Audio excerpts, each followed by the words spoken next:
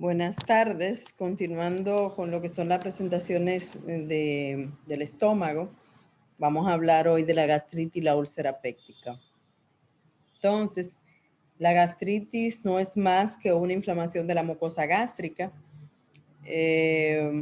Como se ve ahí, una mucosa eritematosa, normalmente un rosado limpio, todas esas imágenes hiperémica, eritematosa, eso se refiere a la gastritis.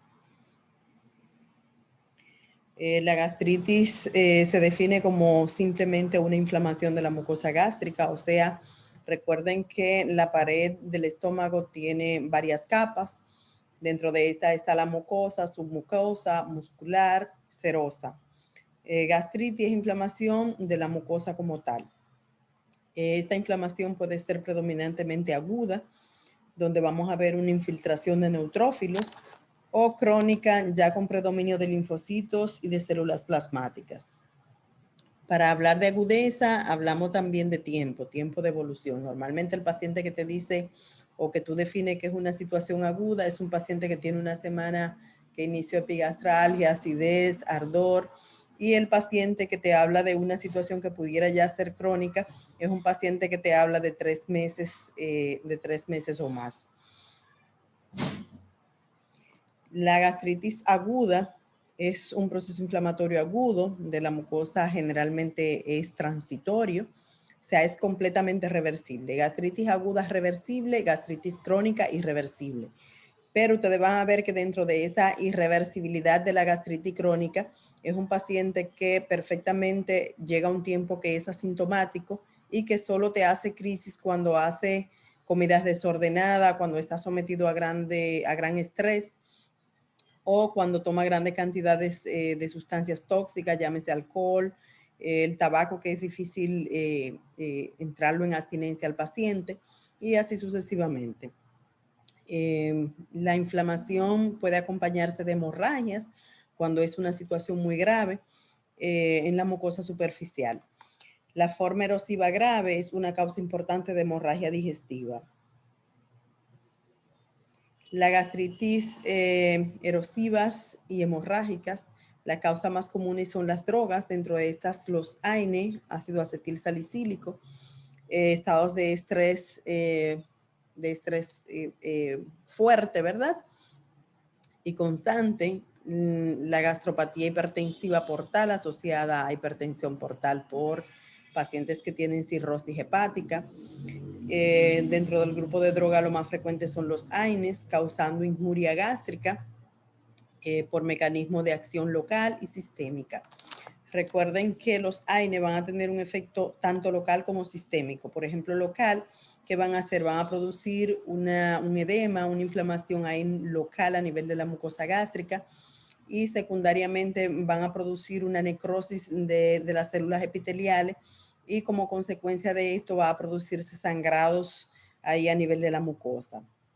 Sistémico, recuerden que independientemente sea inyectado, hay una forma, o igual cuando se absorbe, van a inhibir el ciclo de la ciclooxigenasa, COX-1, COX-2, y secundariamente la inhibición de la prostaglandina, que es uno de los mecanismos defensores de la mucosa gástrica.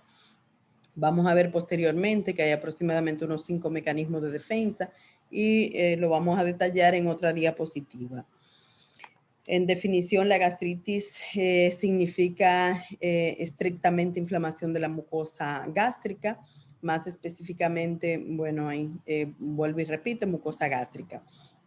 Desde el punto de vista histológico, la gastritis puede ser tanto aguda como crónica, y su causa más frecuente pudiera ser, una de las más frecuentes pudiera ser el Helicobacter pylori, porque recuerden que están los AINES que ya mencionamos y está el Helicobacter pylori. En la histología y anatomía vamos a ver que en la mucosa formada por un epitelio columnar simple de células secretoras de moco, interrumpido por glándulas de forma de invaginaciones superficiales, glándulas secretoras exócrinas y endócrinas. Estas glándulas a su vez tienen células. Están 3 tipos de glándulas, que son las cardiales, que eso ustedes me hicieron un resumen que voy a revisar. Están las glándulas del cardias, glándulas oxínticas, que son las más extendidas, y las glándulas pilóricas. Las glándulas del cardias están situadas alrededor de la unión gastroesofágica. Las células endocrinas que poseen el fondo producen gastrina. Glándulas ocínticas, que son llamadas también gástricas o fúndicas, se localizan sobre todo en el fondo y en el cuerpo del estómago, producen la mayor parte del volumen del jugo gástrico y están muy juntas unas de otras y tienen una luz muy estrecha y son muy profundas. Se estima que en el estómago posee unos 15 millones de glándulas oxínticas que están compuestas por 5 tipos de células. Estas células son las principales ocimógenas, que son las células productoras de pectinógeno 1 y 2, las oxínticas o parietales, que son las que producen ácido clorhídrico y factor intrínseco de Castle, que es muy importante cuando ustedes vean en el tema de gastritis, de la alteración de gastritis atrófica, la producción de gastritis atrófica, en donde vamos a tener un déficit de factor intrínseco de Castle y por ende anemia perniciosa por falta de absorción a nivel del ilion terminal, por la inhibición o la falta de producción del factor intrínseco. Continuamos con las células mucosas del cuello, que estas segregan mucosidad alcalina. Las endocrinas, estas a su vez tienen las células G, que son las liberadoras de gastrina, las D, que segregan somatostatina, y la S, que segregan serotonina, y células cebadas, que estas liberan histamina. Células madre, que estas consideran que producen todos los tipos de células, excepto las endocrinas. Glándulas pilóricas, estas están situadas cerca del píloro y segregan principalmente una secreción viscosa y espesa, que es el mucus o moco, para lubricar todo lo que es el interior de la cavidad del estómago y para que el alimento pueda pasar, protegiendo así todas las paredes del estómago sin producir irritación. Esto otro poquito de generalidad de gastritis, un término que incluye varias patologías relacionadas con cambios inflamatorios de la mucosa gástrica, que se puede considerar un desbalance entre lo que es la secreción ácida y los mecanismos de protección de la mucosa, como mencionamos antes. Excepto situaciones especiales, es una entidad que tiene un tratamiento básicamente clínico, no quirúrgico. La gastritis aguda se va a clasificar en erosiva y no erosiva. En la erosiva vamos a tener que esta puede ser superficial, profunda e incluso hemorrágica, y la no erosiva está asociada a Helicobacter pylori. Y ya la crónica, como dijimos, con cambios irreversibles, que está asociada a Helicobacter pylori. Recuerden, gastritis aguda reversible completamente, gastritis crónica irreversible, pero controlable. En la etiopatogenia vamos a ver que existen lo que son los mecanismos protectores y los mecanismos agresores. En los protectores vamos a tener que se dividen en preepiteliales, epiteliales y subepiteliales. En los epiteliales vamos a tener el moco y el bicarbonato. Los epiteliales son propios del epitelio, en donde las células epiteliales, recuerden que hay una sustitución de células aproximadamente de cada 2 a 6 días, con una media de 5, para evitar que el mismo ácido clorhídrico haga una autodigestión del estómago, de la mucosa. Por ende, hay una sustitución continua de las células epiteliales. Flujo sanguíneo, importante. Si hay un buen flujo sanguíneo, pues vamos a tener una buena capacidad, vamos a tener diríamos, una buena protección gástrica. Una área que no está bien perfundida, pues finalmente se necrosa. Dentro de las hormonales está la gastrina, factor de crecimiento, la insulina, la prostaglandina. Dentro de los agresores dijimos que hay agresores exógenos y endógenos. Dentro de los endógenos agresores está el mismo ácido clorhídrico, está la pexina, la reproducción de retrodifusión de hidrogeniones, factor intrínseco, ácidos biliares, que son lo que revierten desde la segunda porción del duodeno, por donde sale a través de la ampolla de váter hacia el estómago. Hay pacientes que en condiciones normales pudiera tener un reflujo, pero hay otros que puede ser después de una cirugía, de una gastrostomía parcial, por una antrectomía, por una úlcera perforada, donde se anastomosa con una vagotomía secundaria, se anastomosa el intestino con el estómago, la capacidad del esfínter pilórico se pierde y hay una difusión constante de bilis hacia el poco de estómago que queda y realmente se produce una gastritis alcalina que incluso los pacientes hacen vómitos a repetición de bilis y es una situación muy incómoda. He tenido ese tipo de paciente y a pesar de uso de procinético, de inhibidores de ácido, pues son pacientes que te hacen crisis muy recurrente. Dentro de los exógenos tenemos el Helicobacter pylori. Los tóxicos van a incluir lo que es alcohol, tabaco,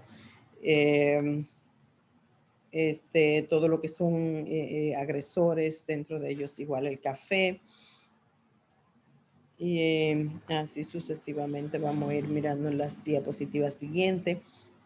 Estos son los síntomas de gastritis. Tenemos dolor, náuseas, vómitos, acidez, ardor, plenitud postprandial, hiporexia, pérdida de peso, la pérdida de sangre es cuando la gastritis es erosiva con sangrado. Gastritis aguda, hay una exposición de la mucosa a varios agentes agresores, dentro de ellos, dentro de los principales están los AINES. Recuerda que la gente se automedica. Ahora en este momento con el tema del COVID, mucha gente usa aspirina y pasan muchos videos en donde la gente utiliza aspirina en grandes cantidades con un gran riesgo de irritación gástrica. Igual el otro AINE, ibuprofen, que también está muy usado en este momento. Irritantes como el alcohol, aspirina, estrés, infección por Helicobacter pylori. Entonces recuerden que cuando los agresores superan los protectores, entonces viene la situación patológica.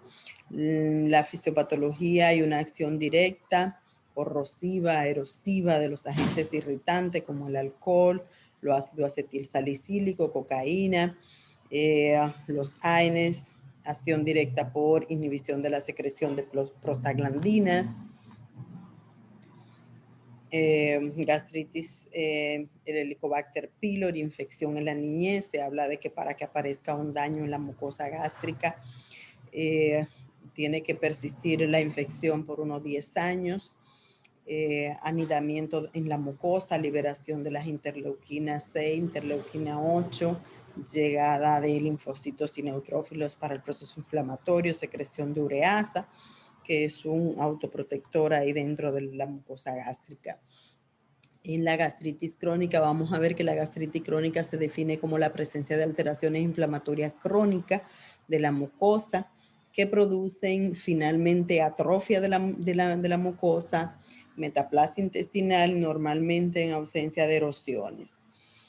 Entonces vamos a ver que en la infección de Helicobacter pylori con una gastritis crónica de base, va a haber una secuencia para la producción del adenocarcinoma gástrico. Por ejemplo, lo primero que ocurre es una gastritis crónica, luego esto evoluciona hacia lo que es una gastritis atrófica, luego una metaplasia intestinal, luego sigue la displasia, que esta a su vez se subdivide en 3 grupos: displasia leve, moderada y severa. La severa es un precáncer, y luego el adenocarcinoma. El Helicobacter pylori, ustedes van a ver que se relaciona en menos de 1% con cáncer gástrico. No todos los pacientes que tienen Helicobacter pylori degeneran a cáncer gástrico. Si no tuviéramos una alta población de cáncer gástrico por Helicobacter pylori, pero recuerden que hay una individualidad genética y hay personas que tienen ya su predisposición, más un Helicobacter pylori, pues pudieran evolucionar con mayor facilidad. Las alteraciones epiteliales pueden llegar a ser displasias y contribuyen a la base del desarrollo de un carcinoma gástrico. La gastritis crónica es notable por diferentes subgrupos etiológicos, localización de la enfermedad en el antro, en el cuerpo del estómago.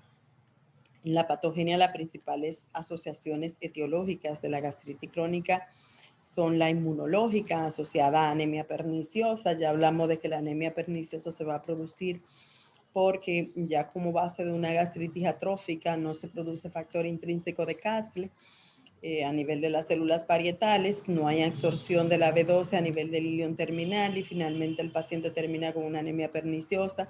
Normalmente estos pacientes llegan al hematólogo, quienes nos envían el paciente a gastroenterología para determinar el diagnóstico definitivo. Infecciones crónicas, especialmente por Helicobacter pylori. Se habla de que el Helicobacter pylori vive saprófito en la mayoría de la población, no en todo causa una patogenia. Por eso existe una individualidad genética, incluso normalmente cuando una pareja tiene el Helicobacter o ya esa persona es casada, hay que ver si la pareja lo tiene para erradicarlo, porque uno de los mecanismos de transmisión es la saliva. Y aún el familiar no tenga síntomas, pues hay que hacer pruebas para ver si lo tiene y hacer una erradicación a ambos. Tóxicas como el consumo de alcohol y el tabaquismo, postquirúrgica, especialmente tras antrectomía duodenales, con secreción continua de bilis, procesos granulomatosos como la enfermedad de Crohn. Hay dos amplias categorías de gastritis crónica, está la tipo A y la tipo B. En la tipo A está asociada a procesos inmunes y generalmente aquí vamos a ver una gastritis atrófica. Implica difusamente el fondo del estómago, pero generalmente no afecta el antro, es comúnmente un desorden de envejecimiento, afecta aproximadamente el 20% de la población mayor de 65 años y se asocia a una anemia perniciosa. Sin embargo, me llegan más pacientes jóvenes que ancianos con el problema de anemia perniciosa.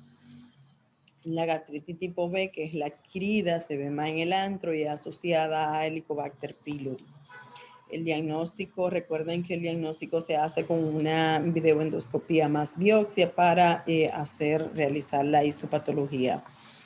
La prevención de la gastritis básicamente es el paciente normalmente ya llega con la patología, pero en sentido general, si queremos hacer una prevención, tenemos que orientar al paciente de evitar el café, el alcohol, bebidas gaseosas, tabaco.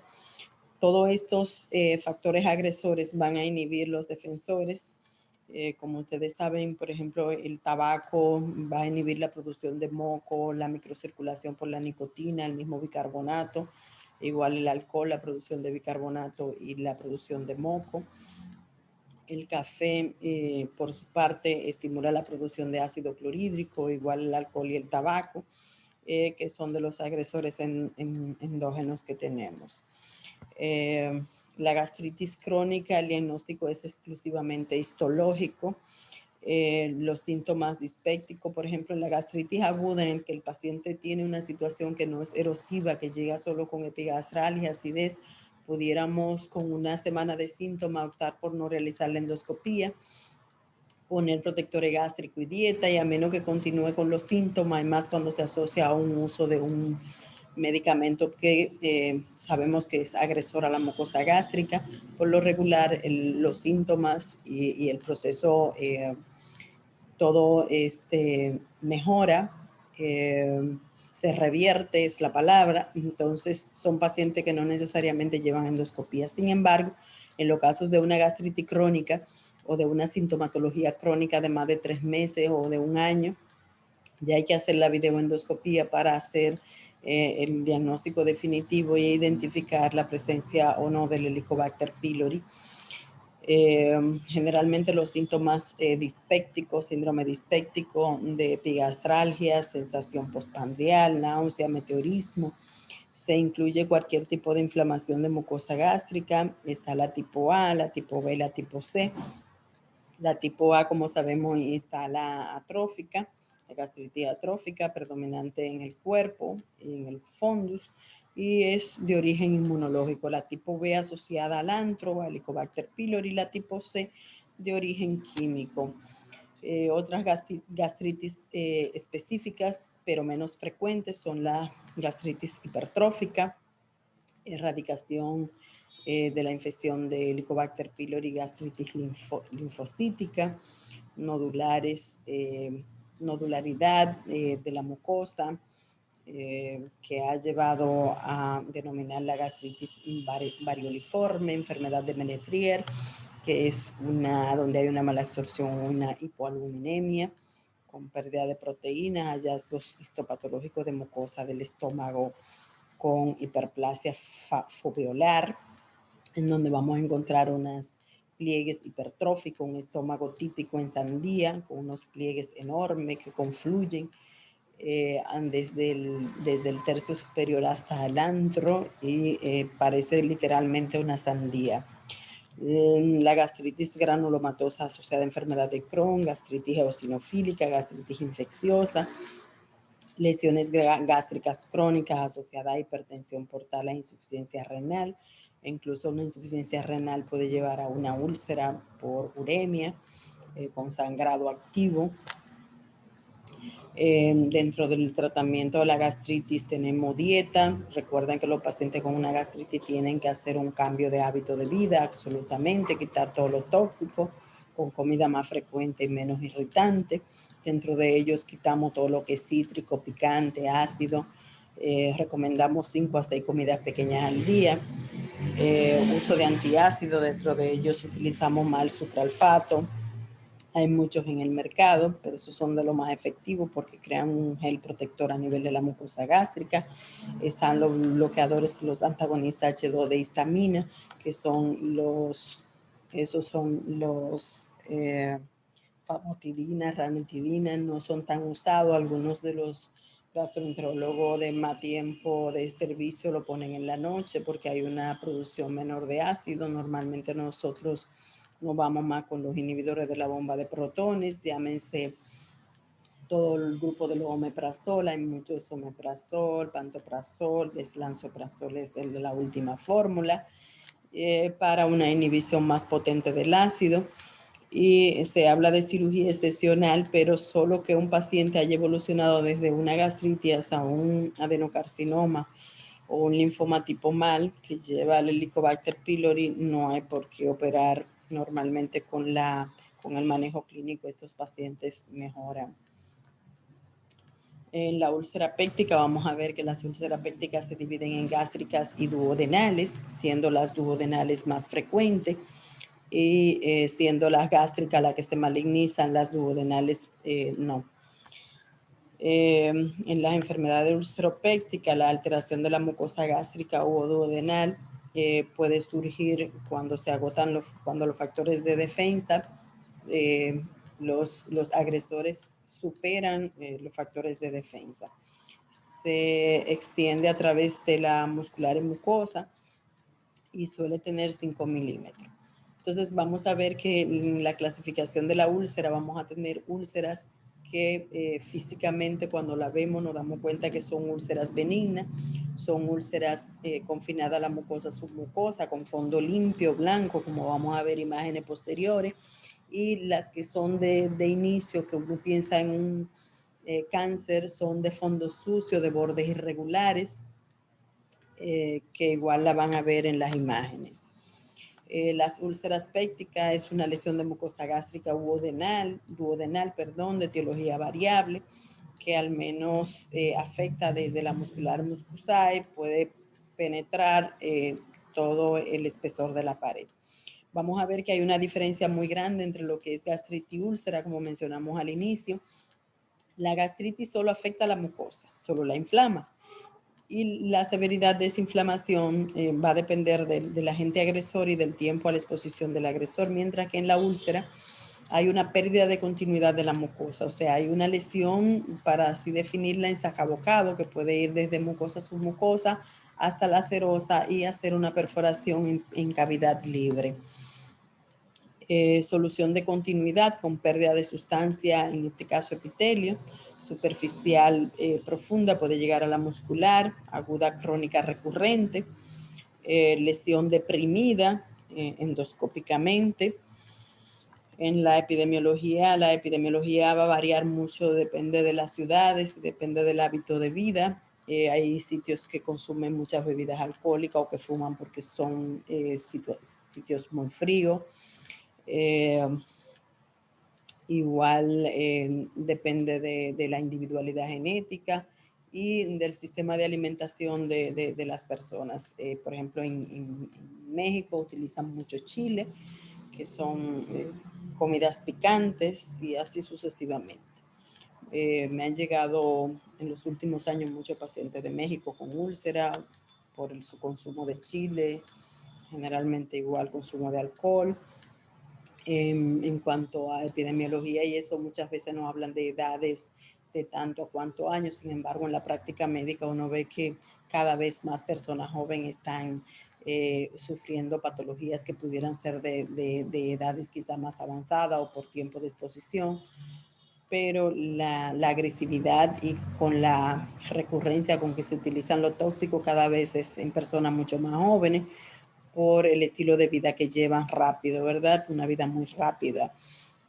Estas ocurren en una frecuencia de 5 veces mayor en duodeno, más del 95% de ellas se encuentran en bulbo o en ducto pilórico. En el estómago, las úlceras benignas se localizan casi siempre en el antro, un 60%, y en la unión del este último del antro con el cuerpo en la curvatura menor. En la población adulta la prevalencia durante toda la vida es de un 10%. Dentro de las causas están los antiinflamatorios no esteroideos, que son los número 1, está la infección por el Helicobacter pylori y el 10% causada de manera idiopática. Entonces, dentro de estos antiinflamatorios no esteroideos están los analgésicos, los antipiréticos, llámese AINES, llámese aspirina, diclofenac, ibuprofen, pirocicam, melocicam, piros es fuego, que la gente suele consumirlo mucho para dolor y automedicarlo en las farmacias. La úlcera péptica, aquí tenemos los factores de riesgo mayores, los AINES, el tabaquismo, el alcohol, una dieta con mucho picante, con una dieta a base de cítricos, muy condimentadas, factores psicológicos por estrés, secreción de hipersecreción ácida, el tipo de personalidad, la persona que son muy histriónica, agresiva, pues generalmente pudieran causarle más frecuentemente úlcera, factores de riesgo. La úlcera ocurren con mayor frecuencia en hombres, las úlceras duodenales se presentan con mayor frecuencia en pacientes de 30 a 55 años de edad, en tanto que las gástricas son en mayores de 55 a 70. Las úlceras son más comunes en fumadores y personas que toman antiinflamatorio no esteroideo en forma constante. Sin embargo, existe lo que es la individualidad genética, como le dije. Hay pacientes que toman aspirina toda la vida o porque en algún momento le dio un infarto o un accidente cerebrovascular y para evitar la formación de trombo lo usan por 20, 30 años, sin embargo no te hacen una úlcera o una gastritis. Sí, a veces un poco de acidez y lo acompañamos de un pantoprazol, más si tienen un clopidogrel agregado, que son el bien famoso Splavit, para evitar la agregación plaquetaria con mayor eficacia. Para evitar, se utilizan pantoprazol porque ese no interviene a nivel con la inhibición del clopidogrel a nivel del citocromo P450. Ahí tenemos un cigarrillo, una aspirina, alcohol, alimentación, estrés, factores genéticos, la enfermedad ulcerosa duodenal, declinó de manera notoria en los últimos 30 años, pero al parecer está aumentando las úlceras gástricas como resultado del consumo generalizado de AINES, de antiinflamatorio no esteroideo, ácido acetilsalicílico, en dosis baja. La epidemiología del Helicobacter pylori, que es otro de los causantes, ¿verdad?, de gastritis y de úlcera, gastritis persistente, asintomática en el 90% de los individuos. Mucha gente lo tiene y no sabe que lo tiene. El Helicobacter pylori está presente en el 90% de las gastritis. Yo diría que en más del 90% de los pacientes que hago endoscopía sí tienen Helicobacter pylori. El Helicobacter pylori está presente en el 95% de los pacientes con úlcera duodenal, 50-70% en pacientes con úlceras gástricas. Se estima que la mitad de la población mundial adulta está infectada, yo diría que más. En México 66%, la prevalencia norteamericana, mexicana 67%. En la fisiopatología de las úlceras vamos a ver ahí cómo los AINE, cómo intervienen en la fisiopatología.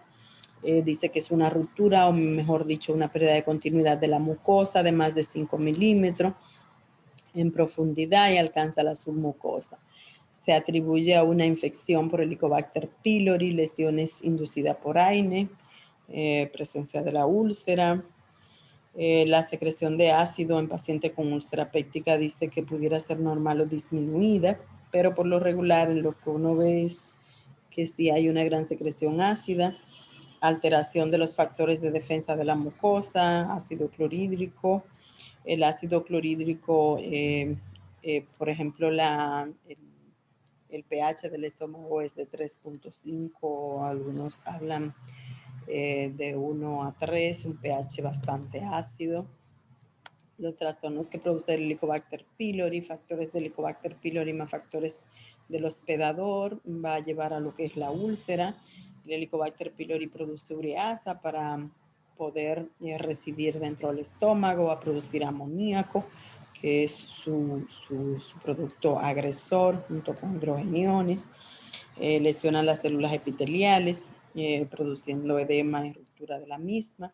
Factores bacterianos como la estructura, la adhesina para pegarse ahí a la mucosa, las porinas, la ureasa, el BACA y el KGA, que son los precursores para cáncer. Son las sustancias carcinogénicas que genera la bacteria. Factores del hospedador, la duración que tenga en el cuerpo, la localización, la respuesta inflamatoria, factores genéticos para la respuesta a la génesis de la lesión, gastritis crónica, úlcera péptica, la neoplasia tipo mal gástrica y el cáncer de estómago.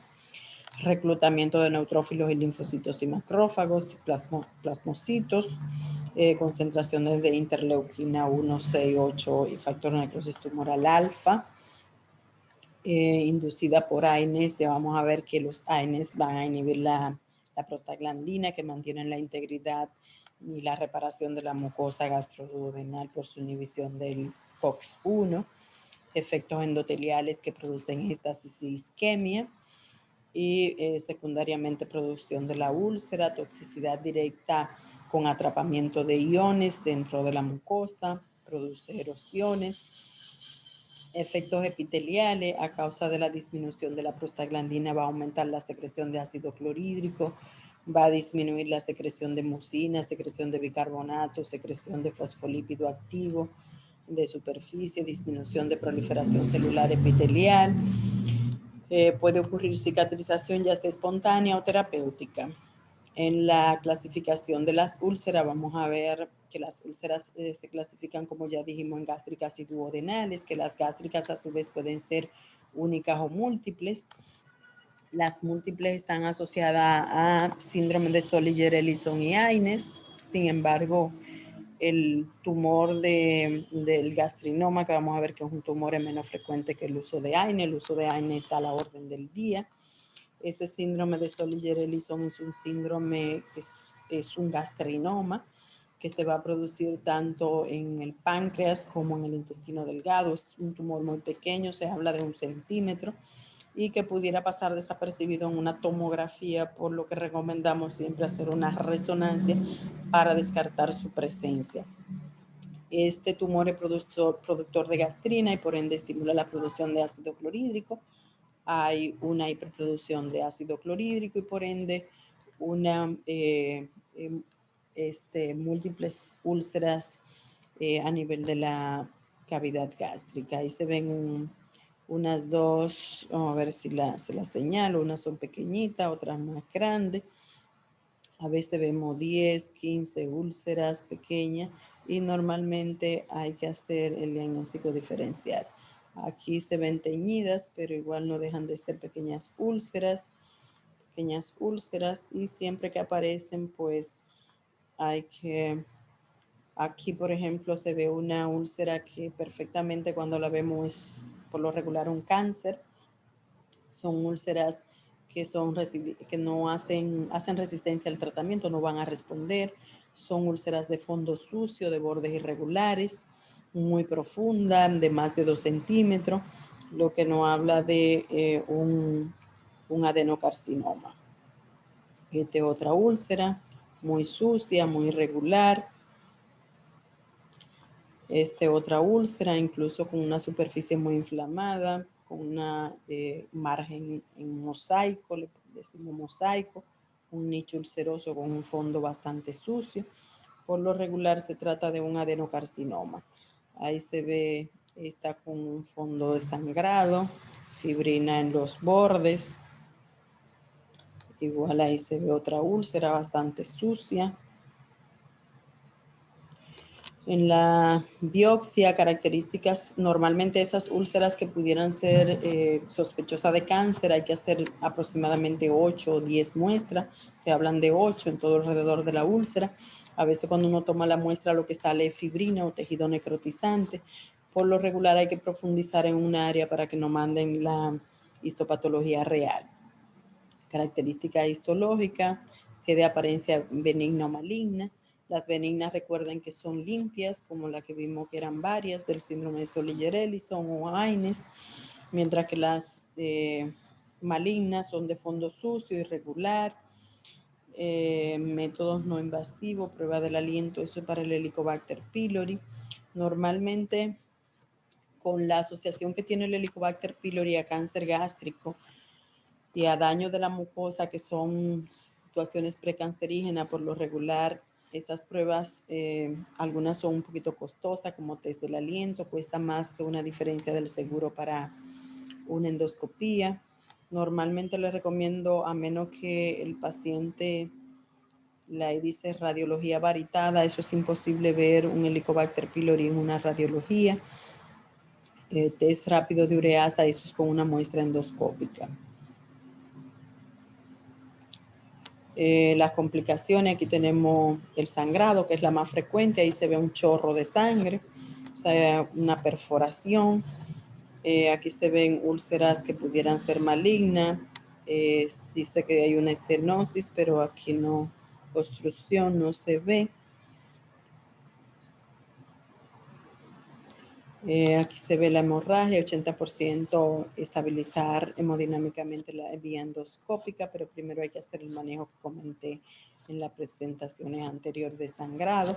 Estenosis, ahí se ve cerrada el área. Se presentan úlceras siempre en el canal pilórico. Igual he visto estómago de retención ahí en la salida, pero también puede ocurrir en la segunda, después de la segunda porción del duodeno, en bulbo, cuando hay una gran cicatrización, pero más frecuente es a nivel de píloro. Y aquí la perforación, a menos que haya un sangrado con 2 intentos, a veces en el primer intento, como le dije, uno se da cuenta si el vaso lo va a poder yugular o no. Y en estos 2 casos el tratamiento es perforación y estenosis, es quirúrgico puro. Hay unas que no mencionaron, que es el cáncer, que es quirúrgico puro, y la penetración a páncreas, si no hay una mejoría donde estimula una pancreatitis, también el tratamiento es quirúrgico. El manejo es aliviar los síntomas, cicatrizar la lesión con esclerosis cuando es una úlcera tratable, erradicar el Helicobacter pylori y evitar la prevención de recaídas y complicaciones. Indicaciones quirúrgicas, la intratabilidad, o sea, una úlcera que sangra y vuelve y resangra, ya pudiera hablarnos de un cáncer o de una úlcera que realmente va a terminar mal. Perforación, estenosis, cirugía por complicaciones previas, hemorragia recurrente, falla de control endoscópico, resangrados después de 2 intentos endoscópicos y diagnóstico de malignidad, son quirúrgica pura. Dentro de los inhibidores de la bomba de protones tenemos los omeprazol, lansoprazol, esomeprazol, pantoprazol, rabeprazol,